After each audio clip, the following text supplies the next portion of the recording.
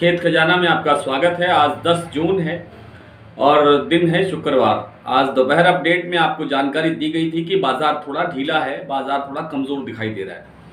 वैसा ही हुआ है। बाजार कहीं कहीं तो 100 रुपये तक गिरा है, कहीं कहीं 25 रुपये तक प्लस भी हुआ है। जैसे जयपुर में 25 रुपये का सुधार हुआ है और भरतपुर का बाजार 125 रुपये तक डाउन जाता हुआ दिखाई दिया है।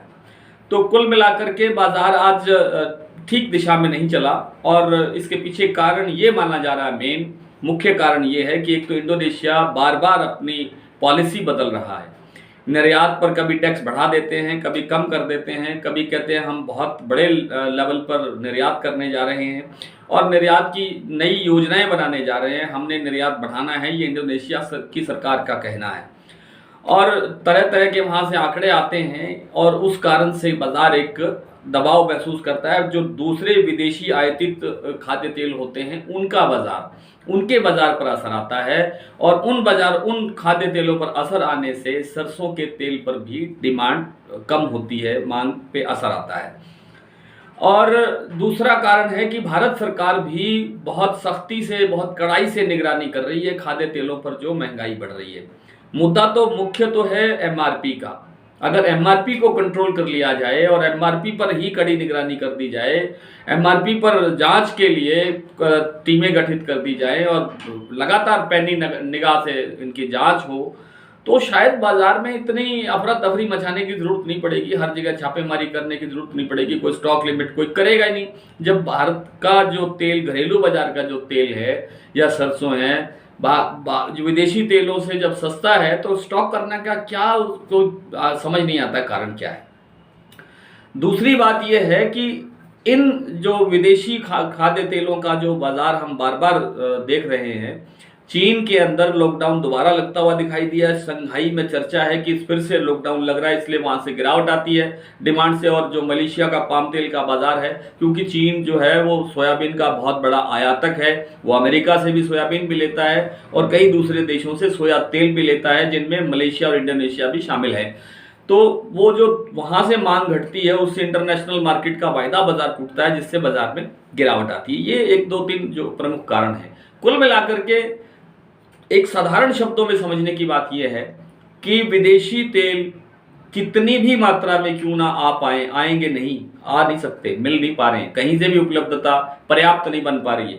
और जिनको लाइसेंस दिए जा रहे हैं वो बड़े ही सीमित सी लिमिटेड सी कंपनियां हैं, जिनके हाथों में तेल बाजार को सौंपा जा रहा है। इसलिए ये मान के चलना कि आने वाले बाजार दिनों में खाद्य तेलों का बाजार डाउन चला जाएगा, मुझे नहीं लगता है।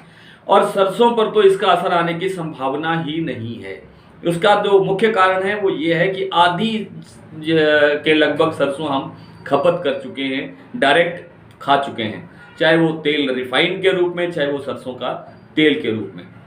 और जो स्टॉक की बात है, वो अब स्टॉक जो आधा फसल हमारे पास बची हुई है वो सीधी की सीधी किसानों के पास है, कुछ प्रोसेसर्स के पास हो सकती है 9-10 लाख टन, इससे ज़्यादा का कहीं माल नहीं है। और किसान जो है वो बहुत धीरे धीरे करके अपना सामान ला रहा है।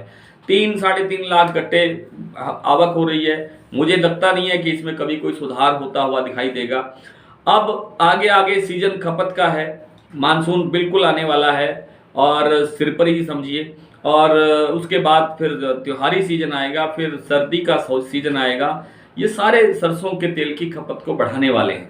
विदेशी आयातित तेलों का सरसों के तेल पर कोई असर आएगा, बहुत बड़ा असर आएगा, छोटा मोटा असर, छोटा मोटा दबाव, जैसे आज दबाव आया है, इस तरह की छोटी मोटी चीज़ें दिखाई दे सकती हैं जो टेम्परेरी होती हैं, जो अस्थायी होती हैं। इससे ज़्यादा कोई असर नहीं आएगा। दूसरी बात कॉटन की। कॉटन में आज हाजिर मंडियों के अंदर नरमे के बाजार में हरियाणा के, राजस्थान की मंडियों में थोड़ा सा सुधार हुआ है, 200 से 500 रुपये तक का। कुछ रुई में सुधार हुआ है, जो रुई जो स्पिनिंग मिलों को दी जाती है, जो जिनिंग मिलें तैयार करती हैं, बिनोल अलग करती हैं, रुई अलग बनाती हैं, उस रुई के भाव में थोड़ा सुधार हुआ है। और हाजिर बाजार में कोई बहुत बड़ा सुधार कहीं दिखाई नहीं दिया है। वायदे के अंदर अच्छी तेजी चल रही है। इससे क्या होगा, वायदा फिर एक बार 47-48 हज़ार को टच कर रहा है एमसीएक्स पर। इससे क्या होगा कि थोड़ा सा हल्का फुल्का सुधार एक आध दिन में और देखा जा सकता है। बहुत बड़ी तेजी की संभावना या 14,500 रुपये का भाव फिर से आने की संभावना मुझे तो लगती नहीं है, ये मेरा निजी विचार है। आइए भरतपुर मंडी के साथ साथ कुछ अन्य मंडियों के भाव देखते हैं।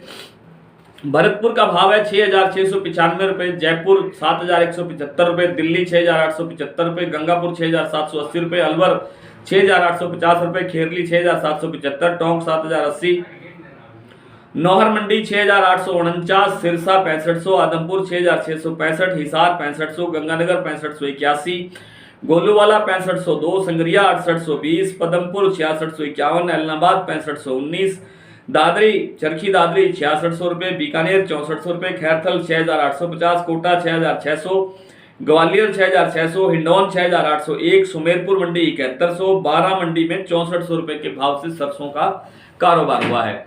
एलनाबाद में नरमा बिका है 11,800 रुपये, आदमपुर में 12,524 रुपये और सिरसा में लगभग 12,000 रुपये। कल फिर आपसे इसी तरह से मुलाकात होगी, तब तक के लिए नमस्कार।